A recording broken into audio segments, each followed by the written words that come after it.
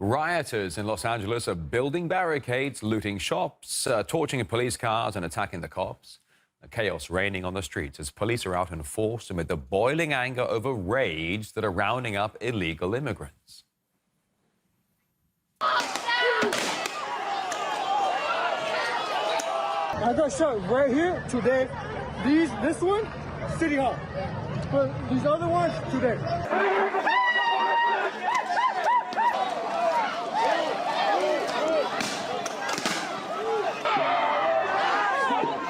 And the U.S. Marines rolling in to help restore law and order. At least a dozen buses reportedly carrying 700 troops seen heading towards Los Angeles. And that's right on the heels of what's now a contingent of 4,000 National Guardsmen that has been deployed.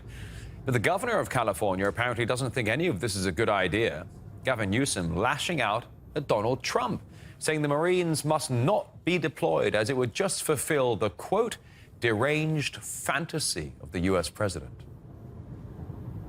U.S. Marines have served honorably across multiple wars in defense of democracy. They are heroes. They shouldn't be deployed on American soil facing their own countrymen to fulfill the deranged fantasy of a dictatorial president. This is un-American. Due to increased threats to federal law enforcement officers and federal buildings, approximately 700 active-duty U.S. Marines from Camp Pendleton are being deployed to Los Angeles to restore order. We have an obligation to defend federal law enforcement officers, even if Gavin Newsom will not. And so with cars burning in the streets and rioters running wild, CNN, surprise, surprise, is spinning the scene in LA as, quote, peaceful protests. However, with the turbulent scenes playing out live on air, the CNN production team apparently thought better to clip the footage from the broadcast. We are having an administration that's targeting peaceful protests, people that are there to protest. The president is sending the National Guard because he doesn't like the scenes. He doesn't like the scenes of people peacefully protesting. Yeah, well, fact is, anarchists are taking the opportunity to loot and destroy. For example, that right there, that's the Apple shop in LA. Gangs rolling in and rolling out with handfuls of gear. Meanwhile, Trump told reporters that arresting California's governor would, quote, be a great thing. That's after Gavin Newsom provoked the president's border czar, Tom Homan, to try and do exactly that. He's daring Tom Homan to come and arrest him. Should he do it? I would do it if I was Tom. I think it's great. Gavin likes the publicity, but I think it would be a great thing. He's done a terrible job. Now, Trump's commentary coming after California officials have now sued the presidential administration for sending in the National Guard. While Trump has branded the protesters, quote, professional agitators and paid insurrectionists. Over now to our correspondent with more on just how the issue is actually, at the end of the day, just a pretext in the ongoing political divide. You wouldn't really be California dreaming of this, would you?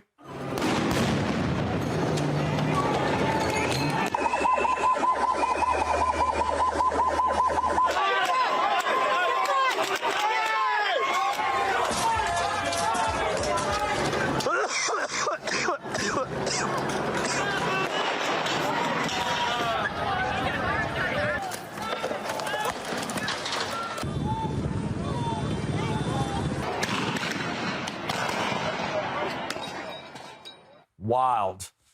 Truly wild, these scenes. But what if I tell you with a dose of speculation that at the end of the day, this mess is not about migrant lives, which certainly matter, but what matters most for some people closely associated with the riots is taking down Donald Trump by any means. Let me start explaining with a couple of quotes from an NBC report dating back to January 2024. Long before Trump's full resurrection. We're already starting to put together a team to think through the most damaging types of things that Trump might do, so that we're ready to bring lawsuits if we have to. We are preparing for litigation and preparing to use every tool in the toolbox that our democracy provides to provide the American people an ability to fight back. So back then, already, the anti-Trump people were scripting lawsuits based on assumptions that Mr. Trump would mobilize the military, quote unquote, to police American streets or quash domestic protests. In that report, they even brought up the Insurrection Act that everyone's talking about now after the first LA sparks started flying. So the riots play straight into the hands of those who were planning the legal crusade long in advance. Now, the two that I quoted represent the purest breed of typical Democrat NGOs. These ones, I mean, the point of their entire existence has been to screw things up for Trump and his team. Democracy Forward alone filed dozens of lawsuits and was chaired by the general counsel for Hillary Clinton's campaign. Okay, what about the group that spearheaded the latest protests in LA? It's called Chirla, and here's how they energized supporters online. ICE is conducting a series of raids in the Los Angeles area. Many workers were arrested outside local businesses. We're fighting back. Please join and please show up. Where does Chirla get its funding from?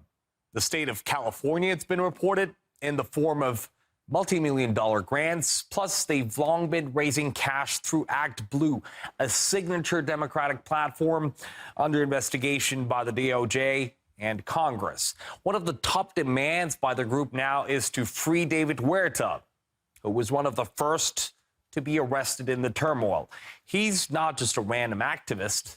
He's a workers' union leader and also happened to be among the White House website authors under Obama. Should we be surprised that the mayor of LA, who's a Democrat, of course, blames the havoc on Trump and co. and bashes his move to sort things out with the help of the National Guard?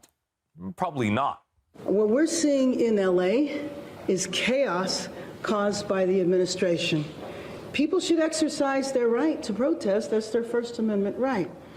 But people should also exercise that right peacefully. We do not want to play into the administration's hands. We're working with officials, we're organizing resources, but what we're seeing in Los Angeles is chaos that is provoked by the administration. Karen Bass is also an interesting character because she used to be the vice president of National Endowment for Democracy. For years under Obama, it was the go-to U.S. NGO for inciting regime change through revolutions of all sorts in the name of promoting democracy. I wonder if she's having flashbacks now. Anyway, the president really seems to be in this trap when anything he does will be used by this squadron of Trump haters to pounce on the administration. And surely this is a perfect moment for the journalists to turn up the heat.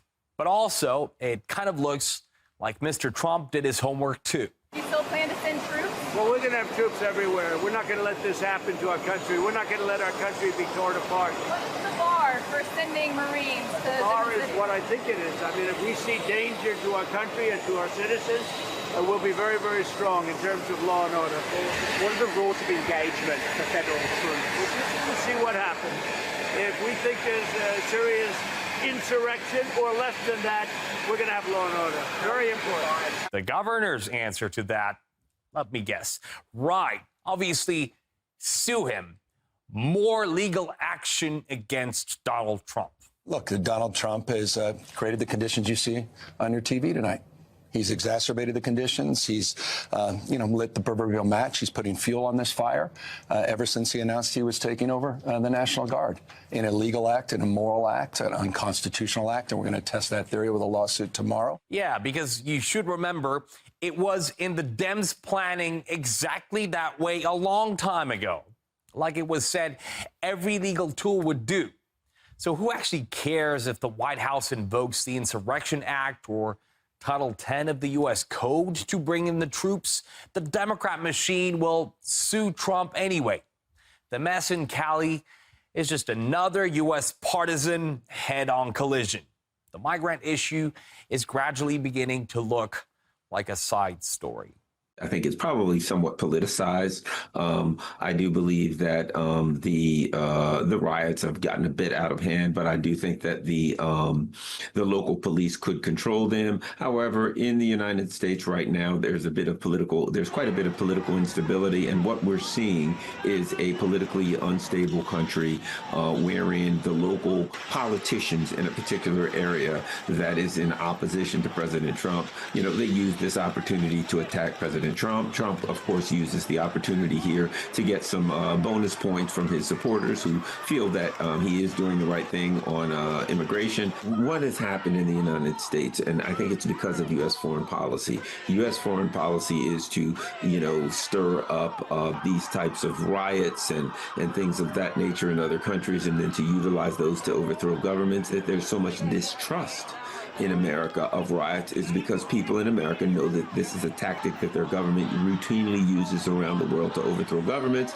So there's always going to be some suspicion that the United States government or some entities related to some governments or some political organizations are using this type of color revolution or protest action for political means.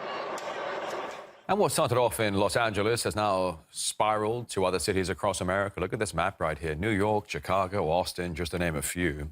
We can show you some footage from Texas. We understand some people were arrested right there.